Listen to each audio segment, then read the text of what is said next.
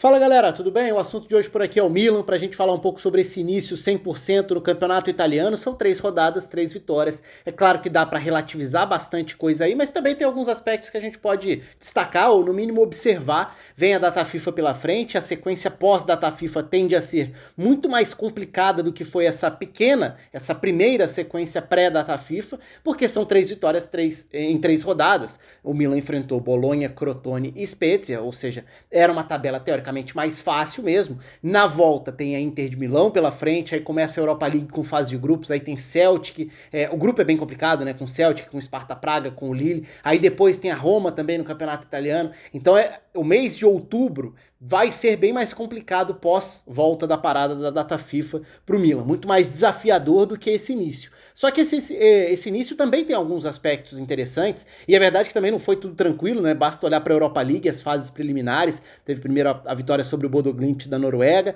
depois a classificação suada contra o Rio Ave nos pênaltis. Então não é que tenha sido tudo uma maravilha. Mas no campeonato italiano, se a gente olhar desde a volta da parada da pandemia que interrompeu a temporada passada, o Milan tá numa sequência muito boa. São 15 jogos seguidos sem perder, são 23 partidas seguidas fazendo gol na Série A. Nesse início agora, 3 vitórias também. Então, tudo bem, por isso que eu falava sobre relativizar.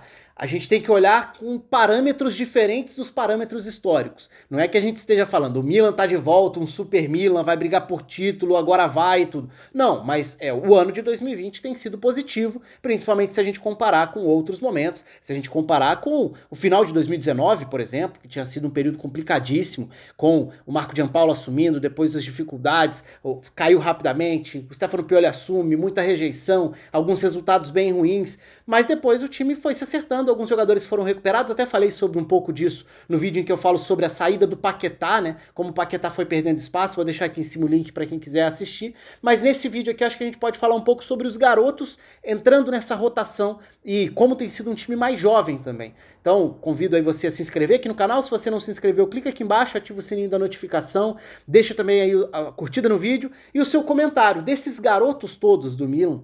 Qual que você tem maior curiosidade para ver esse desenvolvimento? Qual que você acha que vai assumir um papel relevante mais rapidamente? Se tem algum que você imagina que rapidamente vá virar de fato um dos destaques, uma das referências da equipe.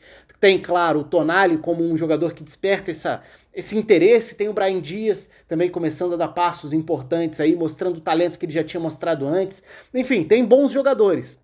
E aí fica aberto espaço para vocês falarem individualmente, mas também coletivamente. Qual é o estágio que você imagina que esse Milan pode alcançar dentro da temporada? Porque, não, a gente não tá falando aqui sobre o Milan que vai brigar no campeonato italiano. A briga do italiano é outra. Então o Milan não tá nem nesse segundo nível hoje da Itália quando a gente fala de a Juventus é o time a ser batido pela hegemonia?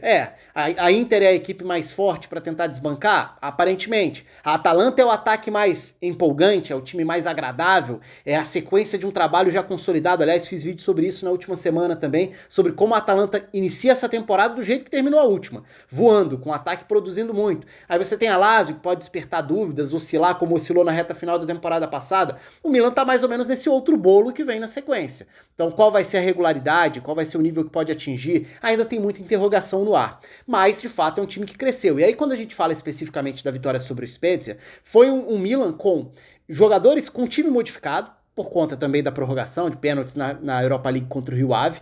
Então era um time sem referências, e aí tem caso do Ibra, fora por causa da quarentena, assim como o Léo Duarte também. O Rebic fora. Alguns jogadores importantes no banco de reservas também. O Çalhanoğlu começou no banco, o Kessié começou no banco, o Benacer começou no banco, o Castilheiro acabou nem entrando. Mas com isso, o meio-campo que a gente viu do Milan foi um time muito jovem. Aliás, a maior parte do time do Milan era um time sub-21, porque o Donnarumma pode não parecer, mas já tá no Milan há trocentos anos, né? Porque foi muito rapidamente, virou titular, mas ainda é um goleiro de 21 anos. Aí quando você olha pro meio-campo, o Tonali com 20, o Gabi é um zagueiro jovem, e principalmente olhando do meio pra frente, né? Eu falei do Tonali com 20, mas a linha dos meias que começou a partida, Saelemaekers, no meio, Brahim Dias, na esquerda, Rafael Leão, todo mundo com 21 anos. E no ataque, o Colombo, 18 anos. Então é um time muito jovem. É claro que não dá pra achar que esse time rapidamente com essas peças vai atingir um nível confiável, todo mundo vai explodir e ponto. Não, algumas vão dar certo, outras vão dar erradas, algumas dessas apostas em jogadores jovens. Mas alguns deles são muito interessantes de ver. O Brahim Dias é um jogador de muita agilidade, capacidade para encontrar espaços curtos, então esse controle de bola, esse drible, o fato dele ser ambidestro ali facilita para criar para os dois lados do campo e pode jogar pelas duas pontas ou por dentro. Nesse jogo contra o Spezia, atuando bem por dentro e recebendo passes muitas vezes do Tonali, fazendo essa bola chegar até ele. Então é o cara que se coloca no espaço entre zagueiros e volantes e pode ser acionado numa faixa curta de campo por essa agilidade e até por ocupar pouco espaço, baixinho que é. E aí o Saelemaekers, aos poucos vai tentando ter uma sequência e mostrar o futebol de um jogador que foi promissor no futebol belga, vai entrar e sair do time também, é natural.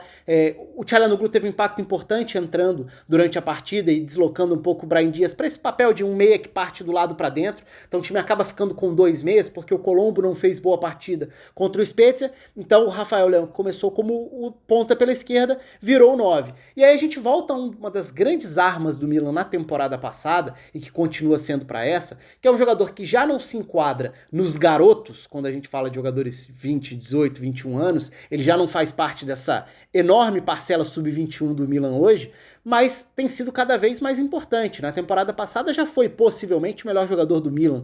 É claro que o Ibra teve um impacto muito bom também depois que chegou, até acima do que eu esperava, inclusive, eu não tinha expectativa tão alta, e ele chegou e rendeu muito bem na temporada passada. Mas eu tô falando do Theo Hernandes. Então o Theo Hernandes, com esse mecanismo de atacar o corredor, de explorar esse corredor, de ir à frente, fez com que o crescimento dele, né? Primeiro, ele recupera a confiança que a gente não tinha visto no Real Madrid, por exemplo, ele vira um dos melhores laterais do campeonato italiano, e ele vira uma válvula de escape, uma bola de segurança, inclusive, que envolve todo o mecanismo do lado esquerdo. Em geral, o meia pela esquerda ou centraliza para armar próximo do meia central, ou vira um atacante próximo do centroavante. Eu tô falando de possibilidades diferentes, né? Lá atrás o Paquetá e o Çalhanoğlu fizeram essa parceria, agora pode ser o Brahim Dias. Você tem o Rebic, que pode fazer esse papel do atacante de lado de campo, que centraliza. De qualquer forma, o corredor está aberto justamente para esse jogador que ocupa uma área muito grande do campo, que é o Theo Hernandes, com confiança e com bom nível. E o jogo contra o Spezia também marcou a estreia do Haug, né? Jens-Peter Haug, jogador que foi bem pelo Bodo Glimt contra o Milan na Europa League, foi contratado, 20 anos, fez parte da geração da Noruega, do Mundial Sub-20 do ano passado, quando a Noruega meteu 12-0 lá em Honduras, no jogo dos 9 gols do Haaland. O Haug fazia parte daquele time, fez gol naquele jogo, deu 4 assistências inclusive, estava no Bodo Glimt, é um jogador jovem, que é outra aposta muito válida. Então hoje o Milan é uma grande reunião de jogadores jovens, jogadores que não estão prontos, tem uma diferença razoável e considerável de estágio e de maturidade mesmo, né? Esse amadurecimento a gente vai ter que observar de ano para ano, de rodada para rodada. Então é um time que pode não ser o mais confiável, certamente não é, cresceu ao longo de 2020, e aí tem um mérito grande do Stefano Pioli recuperando algumas peças importantes, mas é um time que, por mais que tenha a tendência de oscilar, não vai ser um time para manter esse 100% por tanto tempo, ou não parece ser hoje, e já vai ter logo depois da data FIFA uma Inter de Milão do Conte pela frente como um grande desafio, então é certamente um jogo que desperta obviamente interesse de qualquer forma, mas o Milan parece ser um time interessante hoje, no mínimo, para você observar o desenvolvimento dessas peças jovens, porque tem muito jogador jovem ali que já mostrou potencial em diferentes momentos, em diferentes estágios, mas que a gente vai acompanhar ao longo da temporada. Quero saber a opinião de vocês, deixem aí embaixo o que vocês esperam do Milan para essa temporada, se vocês acreditam numa boa campanha, se vocês acreditam na sequência, na manutenção desse 100% de aproveitamento no campeonato italiano. O grupo da Europa League não é um grupo fácil também, então também vai exigir do Milan em termos de calendário, de elenco, de profundidade de elenco. Enfim, um abraço para todo mundo e até a próxima.